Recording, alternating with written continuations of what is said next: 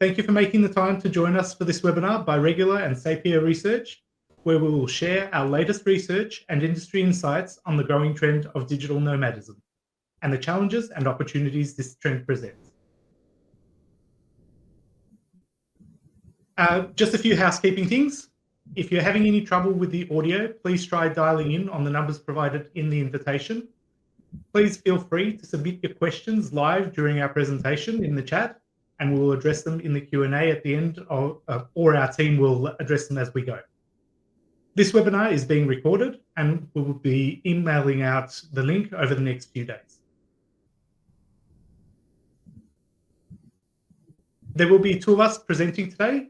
Me, Henry Padishman, Executive VP of Identity Verification Solutions at Regular, and Catherine Dickey, Associate Director at Sapir Research.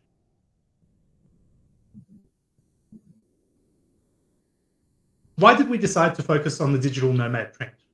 Well, we noticed that the number of digital nomads is growing rapidly, and this group was becoming a key new target group for a number of our existing customers in a number of different industries. The trend was highly noticeable, yet there was no clear understanding or evaluation of the existing and potential impact. We had anecdotal evidence that this group experienced and presented new challenges and opportunities, but this was purely anecdotal. So we decided to do a deeper dive to get a more intimate understanding of this trend.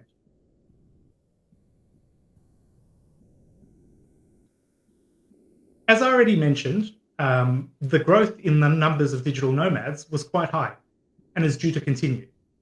This is actually backed up by Gartner, as they expect 48% of knowledge workers will be working hybrid and fully remote by the end of this year, up from 27% in 2019.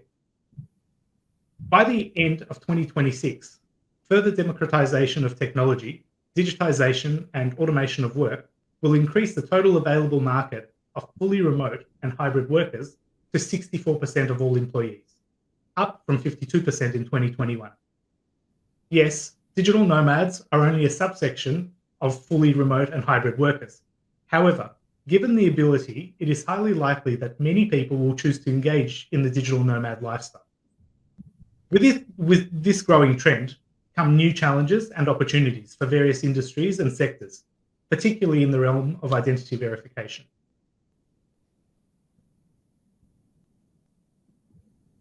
As of March 2023, Statista estimated that there were just over 35 million digital nomads worldwide.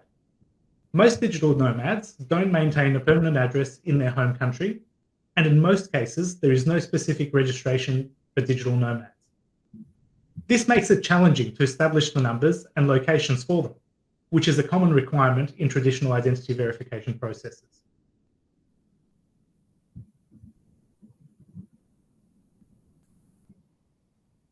The estimation of digital nomad numbers is tricky because it's difficult to understand who is a nomad and who's the tourist or who's on a business trip. Another possible way to estimate the numbers is by indirect signs like Instagram posts with hashtags like digital nomads. This approach was used by Resume.io, as you can see on this map. Based on all of this information, we decided to narrow down our research and focus on a few specific countries like the USA, that is the main nationality of digital nomads worldwide, Spain, the second most popular country for digital nomads. Interestingly, Spain actually launched an official remote work visa earlier this month, allowing non-EU nationals to stay for up to 5 years. This is likely to keep Spain high on the nomads list. Mexico, another country that rates highly for digital nomads, was also one of our focus countries. Interestingly, the local population of Mexico has been quite vocal about the impact of digital nomads on rising costs in areas favored by digital nomads. Coincidentally, my nephew is a digital nomad and is currently based in London. Catherine, you're based in the UK and it's quite a popular destination for digital nomads. Have you met any in your day-to-day life? Do you know what? Since doing this research, more and more I've bumped into digital nomads, so people working nomadically from the UK with a whole host of different organisations across the country. And not too long ago, I was travelling back to the UK, And I was sat next to a digital nomad who was coming to work from the UK. So yeah, it seems that you're right. They are all around us and definitely growing. Okay. I'll now hand over to Catherine to cover the methodology of the research that we conducted. Take it away, Catherine. Perfect. Thanks, Henry. So all the research and the results that we're going to see here today was conducted online via a survey link emailed out to respondents. As Henry mentioned earlier, Regular were keen to get a global multi-perspective view of the digital nomad economy. So we surveyed 1,500 respondents in total across the 6 most popular destinations currently for digital nomads. Half these responses came for decision makers, so we could understand the business perspective, and the other half came from digital nomads to understand their perspective. I'll go through both those audiences in a bit more detail in just a moment. Overall, this means that when it comes to our margin of error for this survey, it's at around 3.6%. To give you guys a little bit of context to what that means, when we're defining the right sort of sample size for a B2B study such as this one, we tend to approach it by looking at a margin of error between 3 and 5%. So it's great to see that the survey sits at the lower end of the spectrum. Also, all these responses were collected just over a month or so ago. So this information and all the results you're going to see here today are very much hot off the press.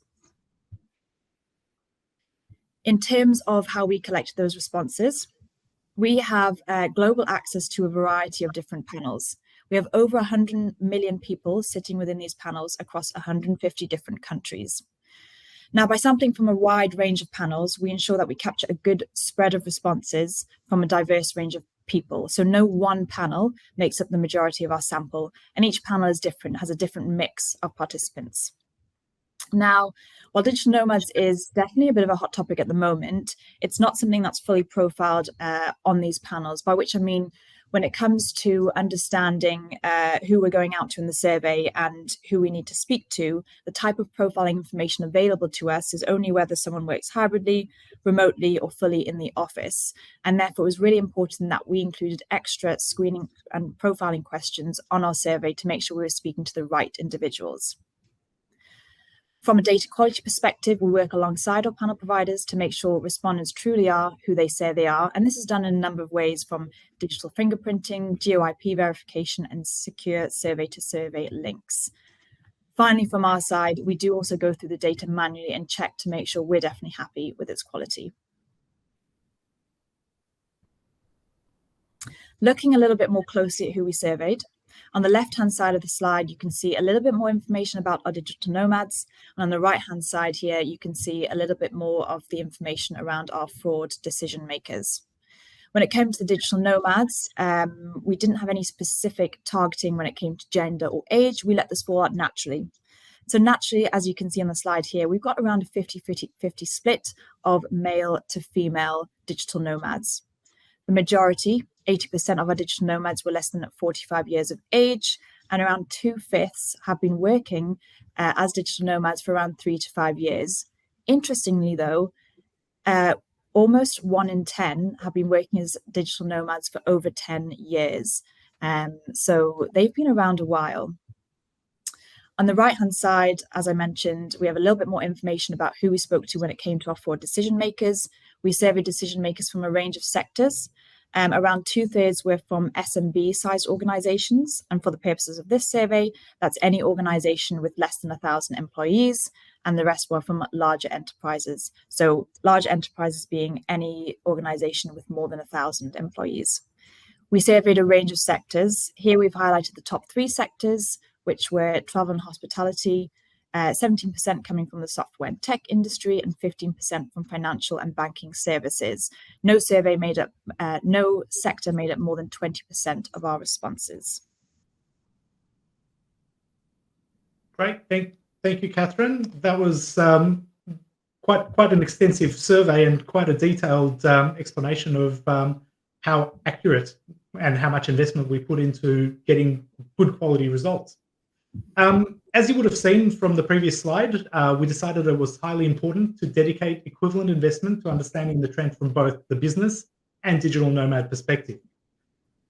Businesses see challenges and opportunities from their perspective, whereas the digital nomads have their own understanding and experiences, using different services in different industries during their journey. To understand the trend deeply, we really needed to be familiar with both sides of that engagement. And that's why we did the survey the way that we did. Let's continue on. I'll actually hand back to Catherine now to present some key information that was uncovered in the research from the digital nomad perspective. Take it away, Catherine. Thanks, Henry. So to start with, we're going to actually look at the journey of identity verification from the digital nomad perspective and what the most frequent touch points for them were across 7 key sectors. So starting at the very beginning, top 3 scenarios where identity verification is required for the digital nomad, most often within kind of the government sector, is when they're applying for new documents, applying for their work permit, or applying for a qualified electronic signature. For many digital nomads, one of the first things they'll be required to do when they enter a new company is to enter a new country, is to open a new bank account. So it's probably not surprising here that this is among the top 3, alongside conducting online transactions and applying for loan, where identity verification is most often required.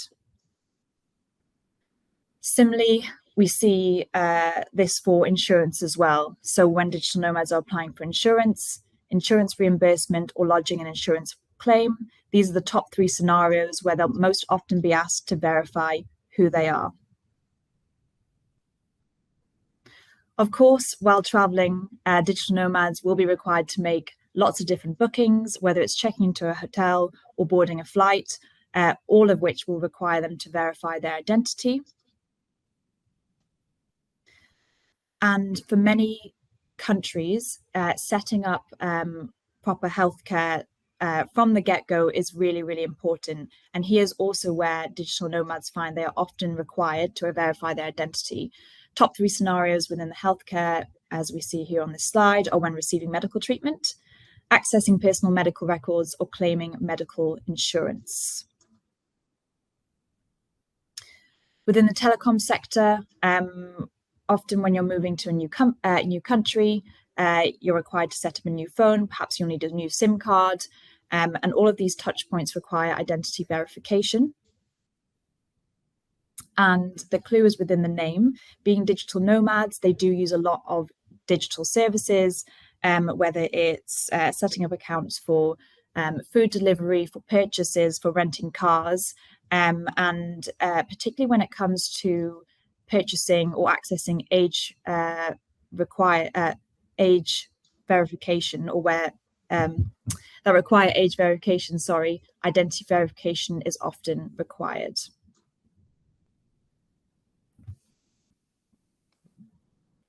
As you can see, in this journey of the most popular use cases and scenarios digital nomads engage with when they want to set up in a new location, there are several stages when a person needs to verify their identity. All of the use cases are more or less standard and would be used by any other regular customer. However, digital nomads are likely to present a number of challenges to these existing processes. And it could be something as simple as their particular type of ID not being supported, thus requiring manual intervention, creating delays, and negatively impacting the customer experience. Of course, while there is so much freedom and flexibility to being a digital nomad, it's certainly not without its frustrations. And this is what we're seeing on the slide here. So we asked what the top most frustrating processes were for digital nomads when it came to ID verification. And the top 3 were internet connectivity, limited document types, and security concerns, all experienced by over 33% of our digital nomads. These are quite interesting numbers, Catherine. Since you're familiar with a few digital nomads, why do you think language barrier wasn't one of the top frustrations in this rating? Do you know what? I had the same thought. I think it's a really interesting question. But actually, I wonder whether language is more of an opportunity than a barrier. I wonder whether sometimes a thought process for becoming a digital nomad is because there's that opportunity to learn a new language. Of course, there are many languages that are spoken widely throughout various countries, such as English and Spanish. And with the rise of digital apps and ChatGPT, I guess it's a lot easier to get around the language barrier now than it was a number of years ago. That makes perfect sense. I think languages are much more broadly accessible and broadly used. So, and I guess digital nomads would tend to choose countries where they would feel reasonably comfortable with the language in use. While we saw on the previous slide that security is definitely a concern, here we see why that is. So there are definitely also risks when it comes to identity verification for digital nomads. And this is what we see in our research and is displayed on this slide here. So top 3 risks for digital nomads when it comes to ID verification are document loss or theft. So when you're constantly moving from one place to another with all these really important documents, there's definitely a risk of leaving them behind or having them stolen. Number 2 is identity theft. So constantly providing personal identity verifications to various institutions, as we've seen earlier on in this webinar, increases the risk of identity theft and that information falling into the wrong hands. Finally, the third risk here is remote verification.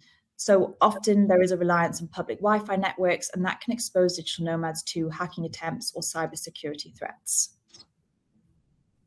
Thanks, Catherine. This is actually quite an important point for companies. It means that businesses interacting with digital nomads really need to invest in secure ID verification automation to address these key concerns that digital nomads actually have. So, very important point. Now we'll go into the data that we collected from the business point of view and uncover some of the challenges and opportunities. Once again, take it away, Catherine. Perfect. Yes, as Henry mentioned, we asked a similar set of questions to both businesses and digital nomads. And here we're going to see the business perspective. So where businesses most frequently require their digital nomads to verify their identity. And actually, as I go through this slide here across these key sectors, what we'll see is the top 3 use cases are very similar to that of the digital nomad, with the exception of 2 key sectors that I'll highlight here. So within the government sector, we can see that law enforcement agencies, when this is a top use case or where ID verification is required from the business perspective, and this was slightly different from the digital nomad perspective, where we see work permits being the top most frequent requirement for ID verification. And secondly, but not too dissimilarly from the government sector, we see the top 3 use cases from the business perspective where ID verification is required, alongside conducting online transactions and opening that bank account, just as we saw from the digital nomad perspective. Most frequently, ID verification is also required when it comes to anti-money laundering and know your customer checks. However, as I go through the rest of the slides, what we can see that while perhaps the order of these use cases changes slightly, it maps very nicely to what we see from the digital nomad perspective. Great. Thanks, Catherine.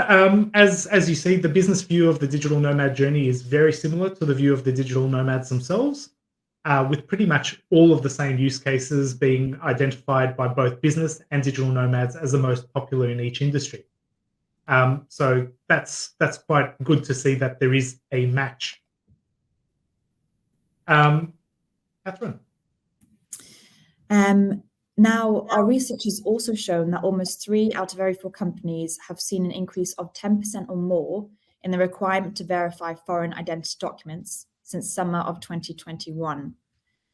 56% of respondents in the USA, 60% in the UAE, and 40% in the UK believe that the number of foreign document verification cases has increased by more than 20% since that summer of 2021.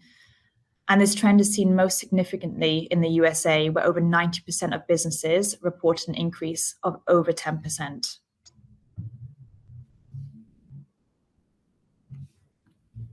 Thanks, Catherine. These are certainly significant growth numbers in foreign document processing. And some companies are better prepared than others to deal with these increased numbers. So I thought I'd share an example of one of our customers who is a good example of companies that are better prepared. So AirAsia is a leading travel and financial platform company in the Asia Pacific region. They provide air transport, travel, and lifestyle products, as well as financial services. The airline group has carried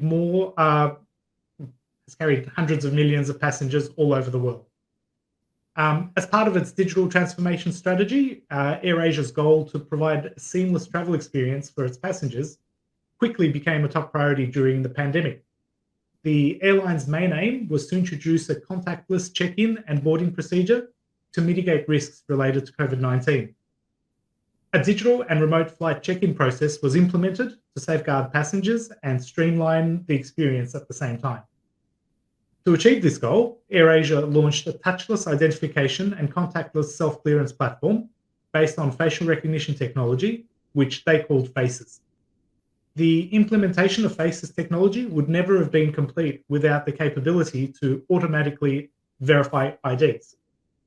The technology needed to be able to perform all the necessary checks in a few seconds and allow for data validation from IDs. Given AirAsia's vast network of destinations and its international scale, it was vital to provide global coverage of identity documents so that any passenger, regardless of the state that issued their document, would be able to enjoy the ease of Faces.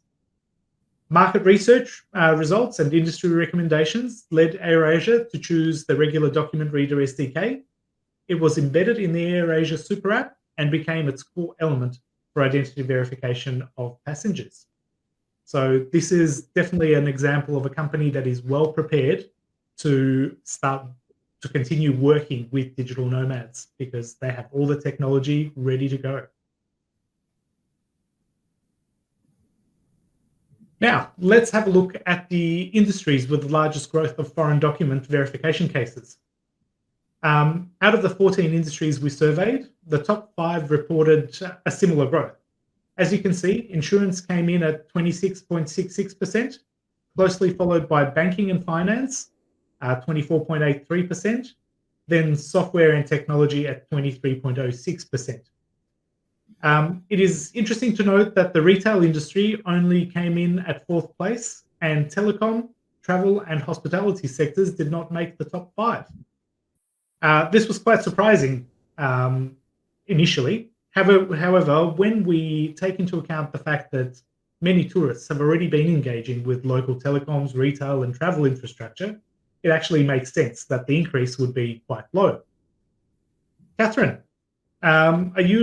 you're involved in a number of different research projects. Have you come across this trend based on your experience?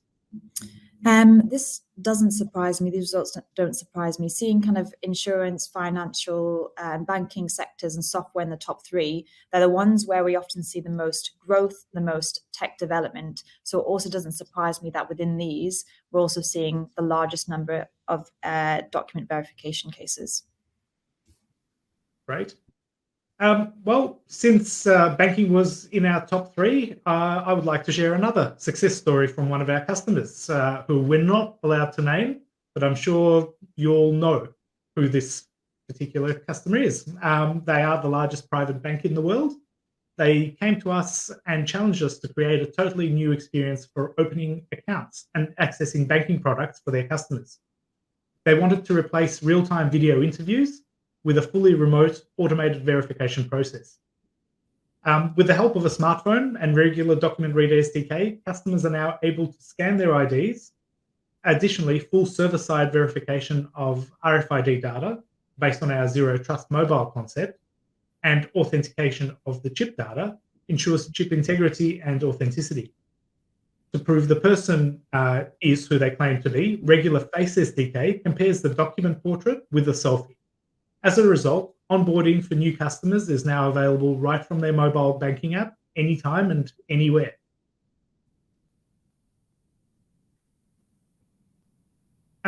Let's have a look at the top scenarios where foreign document verification cases have increased. These were visa application, opening a new bank account, applying for insurance, making a booking, receiving medical treatment, creating accounts in digital services, and activating a new SIM card. From my perspective, the life of a digital nomad is not easy. Each time you move, there are so many varied and unfamiliar processes that you have to go through. You would always feel like a guest, which I think is nice for a few weeks, but not for months or potentially even a year or two. Catherine, what do you think? Can you imagine yourself being a digital nomad? It's definitely research like this that opens my eyes to the opportunities and the potential. So I definitely say never, that I wouldn't do it in the future, but I have to say I do agree with you. There are also a lot more challenges than perhaps I would have thought about. But as I said, never say never. Fantastic. Maybe we'll see you in the digital nomad statistics soon. Yeah, maybe. Okay, now let's have a look at the top challenges of identity verification of digital nomads for businesses. It's no surprise that the lack of unified document standards is the greatest challenge. Our database of documents has recently grown past 13,000 different document types and continues to grow. Increase in fraud rates is the next highest challenge. This is something that was very much expected, as fraudsters tend to target business processes that are under pressure or have not yet adapted to changes. Language barriers and lack of internal expertise come in next, and these are quite closely related. Businesses are not necessarily able to cater for the native languages of the digital nomads, but also lack the internal expertise to read and verify their identity documents. Varying document types is next on the list, and this is very closely linked to the lack of unified document standards. And these top 5 challenges lead to the most financially impactful challenge, and that is a significant decrease in conversion rates. So, conversion rate is obviously an extremely important measure for new customer onboarding, but in some cases, it also applies to existing customers. Like in this case with one of our customers, Friendly Mobile. In 2019, Friendly Mobile decided to move its customers to the Ooredoo network to enhance network connectivity and offer better services to their customers. To complete this task, all Friendly customers had to exchange their old SIM for the new Super SIM. All customers had to resubmit their ID for collection and activation of their new SIM. As you can imagine, migration of your entire customer base and collection of their ID documents is not a trivial task. You want to make sure this process is as automated as possible and extremely user-friendly in order to retain your customers. The solution was to integrate the regular document reader SDK for the processing and verification of identity documents. It was also used for the activation of new customer accounts, network portability, and additional tasks for Friendly Mobile's functionality. The results were that the regular solution provided a very reliable service and delivered as per Friendly expectations of a very high conversion and retention rate. As Henry's presented on the previous slides, we mentioned that fraud was and is the major challenge, or one of them at least, for businesses relating to the identity verification of digital nomads. So on this slide, let's look at this a little bit more closely. Here we can see that 80% of all the respondents we surveyed noticed an increase in fraud, which is huge, a huge number of businesses that something like this affects. And in Germany, this was a staggering 87%. So almost 9 in 10 of businesses from Germany reported increases in fraud. While Mexico and Spain were slightly less affected, still 62 and 66% of respondents reported an increase in fraud. And as you can see on the right-hand side of the slide here, it's no surprise that it was in the banking and insurance sector that were most affected. What's interesting to note from who we surveyed is that fraud detection and prevention is an aspect that was reported to be a part of every respondent's responsibility, irrespective of their key responsibilities, whether it's IT, finance, operations, and procurement. So here, I think the slide shows just how many different people fraud prevention and detection and this issue of increased fraud affects.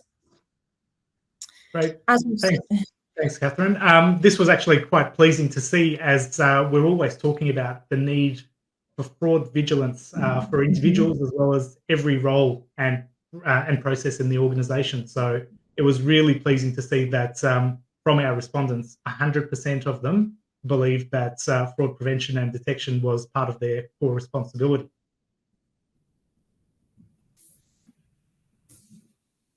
Fraud was a major concern for one of our customers, the Commercial Bank of Dubai. They experienced a significant increase in new applications and fraud due to an increase in immigration and digital nomads. Their team was looking for a solution that could effectively verify both digital and real identity documents online as well as offline. There were many cases when a copy of an ID was presented instead of the actual physical document during the remote onboarding process. So the bank needed to check that only real live documents were presented. They integrated the regular document reader SDK to authenticate ID documents. It helped them to effectively recognize fraud literally at their doorstep. Document liveness detection significantly increased their fraud protection. Hologram verification, together with screen capture detection, ensures that documents are authentic and not captured from a computer screen or photocopy.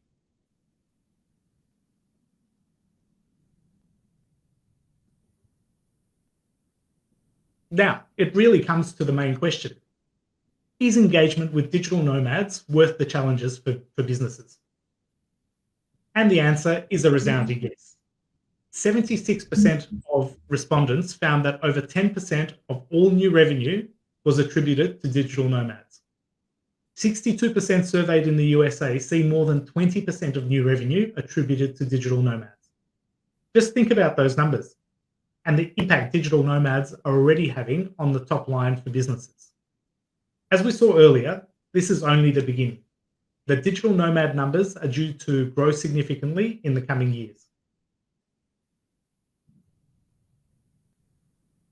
The next two slides are actually from research that we conducted with Sapio a few months ago now. I think it might have been December last year. The data, however, is very relevant to this presentation. We know that IDV solutions play a lead role in engaging and onboarding customers. Today, most customers, and specifically digital nomads, prefer remote onboarding scenarios, usually choosing mobile onboarding procedures. New customer expectations nudge the industry players to expand their online presence to try to keep up with more digitized competitors. The implementation of IDV software is a logical step in this transitional path. According to our survey, 92% of organizations will increase their IDV spending within the next few years to better cater for the expected growth. In this research, we went a bit deeper and asked what the most important considerations were when choosing a document verification solution. Here's a list of the things organizations considered to be most important.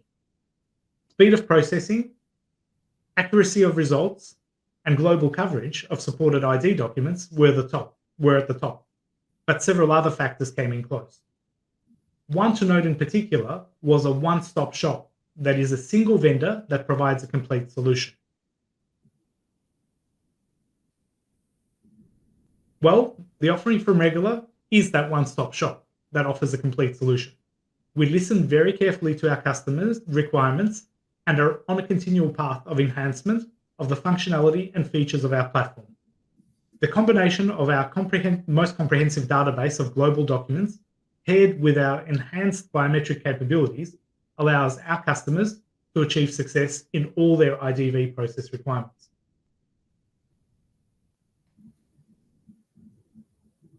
Now for the key takeaways. Catherine. As we've seen, digital nomads are already represented in significant numbers, and these numbers are only set to increase. This growth is already impacting business across many sectors by creating many new challenges. This said, overcoming these challenges is definitely worth it. as the contribution to revenue growth by this group is already quite high and is likely to grow as digital nomad numbers grow. Challenges in onboarding is the most common theme reported by digital nomads. By deploying a top-level, cost-effective IDV solution like Regular, you will be able to take advantage of the opportunities presented whilst minimizing, or in some cases eliminating, the challenges faced by both digital nomads and the businesses they engage.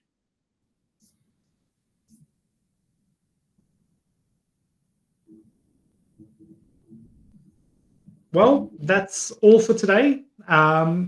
We will follow up on any of your questions when in our emails. I would like to thank you all for your great participation in our webinar. Please do not hesitate to contact us after the webinar in case you have any additional questions. We'll be happy to assist. Please send any questions to the email address that you can see on the screen, and that's kate.johnson@regularforensics.com. Have a splendid day, evening or night, depending on where you are in the world. And once again, thank you.